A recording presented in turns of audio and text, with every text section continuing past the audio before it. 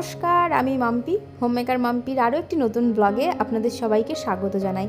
আশা রাখছি আপনারা সবাই খুব ভালো আছেন, আমরাও বেশ ভালো আছি। তো আবারও চলে এসেছি নতুন একটা ভিডিও নিয়ে। আশা করছি ভিডিওটি আপনাদের খুব ভালো লাগবে। আজ হচ্ছে রবিবার আর এখন বাজে দুপুর 1টা। তো এখন থেকেই আপনাদেরকে সঙ্গে নিয়ে ভিডিওটি শুরু করলাম। আশা করছি ভিডিওটি আপনাদের খুব ভালো লাগবে। গতকালকে শনিবার ছিল আর গতকালকে গিয়েছিল জামাই ষষ্ঠী, তবে আজ হচ্ছে রবিবার আর আজকে আমাদের জামাই ষষ্ঠীর খাওয়া দাওয়া হবে বাড়িতে। আসলে এবার যেহেতু শনিবারের দিনকেই জামাই ষষ্ঠীটা পড়েছে আর শনিবারের দিনটা মা খুবই মানে, তো শনিবারের দিনকে আমাদের বাড়িতে ননভেজ হয় না, সেই কারণেই রবিবারের দিনটাই আমরা বেছে নিয়েছিলাম খাওয়া দাওয়া করার জন্য।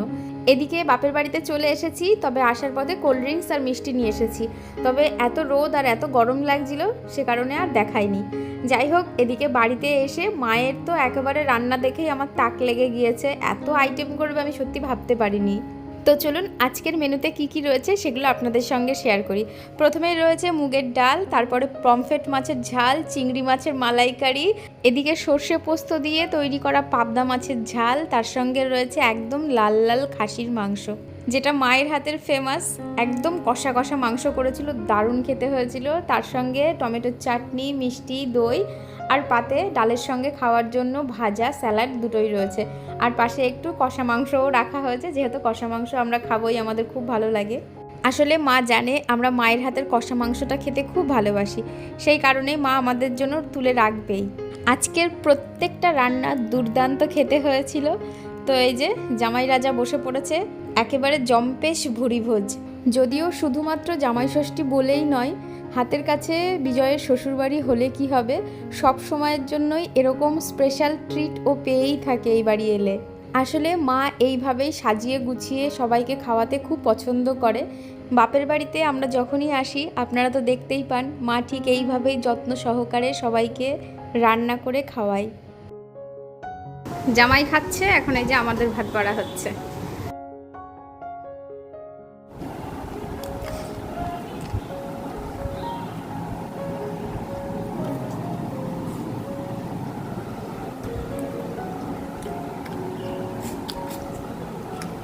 প্রত্যেকটা রান্না এত সুন্দর খেতে হয়েছে, দারুণ খেতে হয়েছে। এমনিতেই মা খুব ভালো রান্না করে। ওদিকে দুপুরে খাওয়া দাওয়া করে একটু বসেছিলাম, তারপরে এখন বিকেল হতে ওয়েদারটা না ভীষণ সুন্দর, যে কারণে একটু রাস্তায় বেরিয়ে এসেছি। আর আমাদের তো ওপরে ঘর হচ্ছে, আপনাদেরকে এর আগেও বলেছিলাম, তবে এবার এসে দেখলাম প্লাস্টারও পুরো কমপ্লিট হয়ে গেছে আর বাইরের থেকে এত ভালো লাগছে দেখতে। তবে এখনও রং হয়নি, আরও ঘরের অনেক কাজ বাকি রয়েছে, তা সত্ত্বেও এখন এতটাই সুন্দর লাগছে দেখতে, তাই ভাবছি যখন পুরো কমপ্লিট হয়ে যাবে তখন কতই না সুন্দর লাগবে। আর এই যে বাড়ির সামনে যে শিউলি ফুল গাছটা দেখতে পাচ্ছেন, ভাই বলেছিল এই গাছটা কেটে দেবে ঘর করার সময়।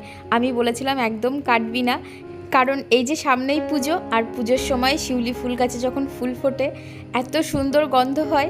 আমি বলেছি তোরা যখন ওপরে শিফট হয়ে যাবি আর ব্যালকনিতে যখন বসে থাকবি এত সুন্দর গন্ধ বেরোবে, তখন মনটা মুগ্ধ হয়ে যাবে। এদিকে রাস্তায় দাঁড়িয়ে আমরা একটু গল্প করছিলাম আর আজকের ওয়েদারটা আপনাদেরকে বললামই ভীষণ সুন্দর ছিল, না গরম না বৃষ্টি, কোনো কিছুই ছিল না। তারপরে হঠাৎ করে প্ল্যান হলো যে একটু বাইরে বেরোই, যে বিকেলবেলায় একটু বাইরের থেকে চা খেয়ে আসি। তবে অন্য দিনের মতো যদি আজকেও গরম পড়তো তাহলে হয়তো বেরোতাম না, তাহলে হয়তো ঘরে বসে এসি চালিয়েই চা করে খেতাম। তবে সত্যি বলছি আজকের ওয়েদারটা না ভীষণ ভালো ছিল।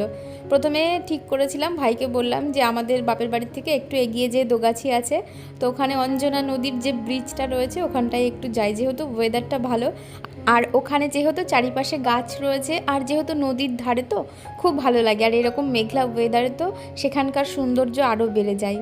তবে আমরা সেখানে না যেয়ে দোগাছির আগের যে রাস্তাটা রয়েছে, ভাইকে বললাম এই রাস্তাটাই চলে একটু যাই। এই দিকটা কোনো দিন আমি আসিনি, সবাই এসেছে আমিই আসিনি। আর এই দিকটা না পুরো গ্রাম এলাকা, আর এমনিতেই আমার গ্রাম ভীষণ ভালো লাগে, আপনাদেরকে তো ভিডিওতে এর আগেও অনেক কবার বলেছি। আর এই গ্রাম না শীতের সময় আর বর্ষার সময় প্রাকৃতিক সৌন্দর্যটা যেন আরও দ্বিগুণ বেড়ে যায়। রাস্তা দিয়ে যাচ্ছি আমার এত ভালো লাগছে, সত্যি বলতে আমাদের বাড়ির আশেপাশে এরকম তো গাছপালা খুব কম দেখা যায়, আমার না ভীষণ ভালো লাগে। আর এই রাস্তা দিয়ে যখন গাড়ি চালিয়ে যাওয়া হচ্ছিল আমার তো এত ভালো লাগছিল, যে কারণে আমাকে সবাই খ্যাপাচ্ছিল বলতে পারেন। আমি বলছি ভাইরে আমরা দার্জিলিং চলে এসেছি, সিকিম চলে এসেছি। এত সুন্দর প্রাকৃতিক সৌন্দর্য, সত্যি আমার মন একেবারে ভরে গিয়েছে। আজকের দিনটা মানে এমনভাবে কাটবে ভাবতেও পারিনি, খুব ভালো সময় কাটিয়েছি আজকে। এটা চা বাগান, এটা চা বাগান, এটা চা বাগান। ওদিকে আজ বিকেলে আমরা যেহেতু সবাই একসঙ্গেই বাড়িতে ছিলাম, সেই কারণে এরকম মেঘলা দিনে একদম গ্রাম্য রাস্তা দিয়ে আমরা বেরিয়ে পড়েছিলাম। যাওয়ার কথা ছিল কিন্তু চা খেতেই, তবে চা না খেয়ে কোথায় চলে গিয়েছিলাম দেখুন। দোগাছির আগ দিয়ে যাত্রাপুরের রাস্তা হয়ে আশারনগর, ভীমপুর কখন যে ছাড়িয়ে গেছি, এত সুন্দর মানে দৃশ্য দেখতে দেখতে এত সুন্দর জার্নি হয়ে চলে এসেছি বুঝতেই পারিনি।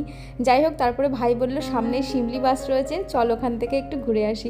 আমি কোনো দিন এখানে আসিনি, মাও আসেনি, তবে বাকি সবাই এসছে। আর তার পাশাপাশি আমার ছেলেও এখানে কোনো দিন আসেনি। ভাবতেই পারিনি যে আজকে এখানে হঠাৎ করে চলে আসব। যাই হোক, এই যে বাবা ভোলেনাথের দর্শনও করেছি, খুব সুন্দর একটা বিকেল কাটালাম, সত্যি স্মরণীয় হয়ে থাকবে। আর এই ভিডিওর মধ্যে তো থেকেই গেল সারা জীবনের জন্য, যখনই ইচ্ছা হবে দেখতে পাবো। ভীষণ সুন্দর একটা সময় কাটিয়েছি। এই ছোট ছোট মুহূর্তগুলো সারা জীবন স্মৃতি হয়ে আমার এই ইউটিউব চ্যানেলে রয়ে গিয়েছে। এর আগেও অনেক কবার বেরিয়েছি, আপনাদের সঙ্গে টুকটাক শেয়ারও করেছি। সব শেয়ার করি না, তবে কিছু কিছু তো অবশ্যই শেয়ার করি। আর এরকম আমরা কিন্তু প্রায়শই বেরিয়ে থাকি, এরকম ঘুরি ফিরি। যাই হোক, এখানে আসার প্ল্যান তো ছিল না, সেইভাবে আমরা রেডি হয়েও আসিনি। তবে তাই কি হয়েছে, বাবার দর্শন যে কোনো সময়, যে কোনো মুহূর্তে, যে কোনোভাবেই করা যায়। ওদিকে বাড়ি ফিরতে ফিরতে আমাদের পুরো সন্ধ্যা 7টা, 7:30 বেজে গিয়েছিল। তবে চা খেতে বেরিয়েছিলাম, চাটাই খাওয়া হয়নি, বাকি সবই হয়েছিল। অবশিষ্টকালে আমরা বাড়িতে এসেই তারপরে চা করে চা খেয়েছি। এদিকে বাড়িও চলে এসেছি, গরমা গরম সবার জন্য চাও করে নিয়েছি। তো চলুন ভিডিওটা আজকে এখানেই শেষ করব, ভিডিওটা আর বড় করব না। আর আজকের ভিডিওটা আপনাদের কেমন লাগলো অবশ্যই কমেন্ট করে জানাবেন, ভালো লাগলে একটি লাইক করবেন। আবারও দেখাবে নতুন একটা ভিডিও নিয়ে, ততক্ষণ সুস্থ থাকবেন, ভালো থাকবেন, টাটা।